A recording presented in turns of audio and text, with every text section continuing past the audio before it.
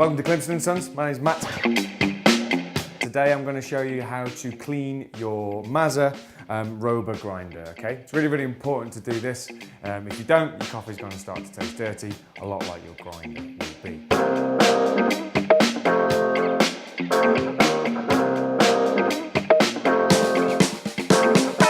First, the most important thing you're going to do is unplug your grinder.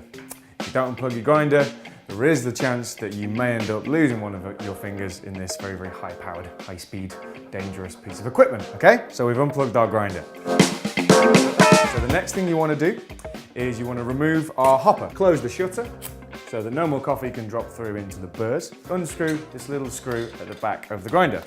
This enables us to remove the hopper. Always good to have your bag ready so that any loose coffee that drops out, you can just put into the bag.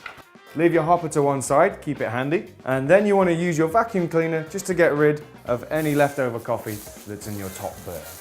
So the next really useful point you want to do is grab a non-permanent marker and just mark where your grind texture was before you unscrew the collar. That'll just help you get your grind texture back into the right place easily. So at this point in time, we need to remove the grinder adjustment collar that's on the top. The collar is the thing that adjusts the burrs so they're closer or further apart.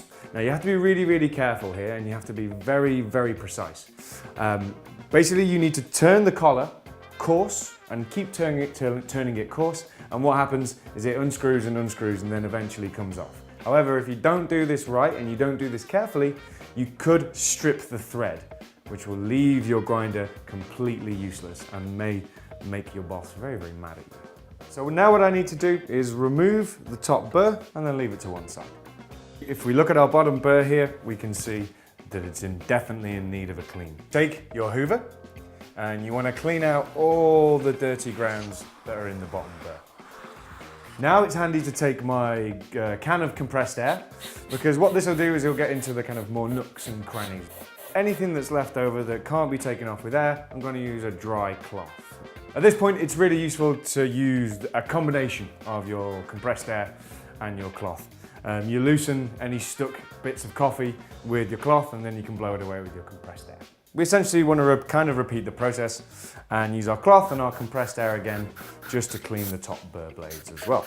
My top burrs are clean, my bottom burrs are clean, so I can begin to reassemble my grinder. Pop your top burr in, and now you want to put your collar back on.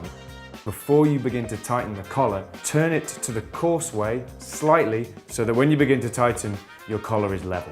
So now I need to very, very gently press my top burr down whilst tightening my collar nice and evenly. You should be able to feel if it's going around nice and loosely, all the while being careful to make sure it doesn't go on lopsided. And you want to take it all the way back round to the mark you made at the start. And here was our mark. Our grinder's clean, our collar's been screwed back on really, really level so that both of our burrs are nice and even, so we can put our hopper back on, put our coffee back in the hopper and get on with our day. And now, and only now, are we ready to plug our grinder back in. So once you've done this, you may need to adjust your grind texture a little bit, but if you make that little mark before you start, it shouldn't be too hard and shouldn't take too long.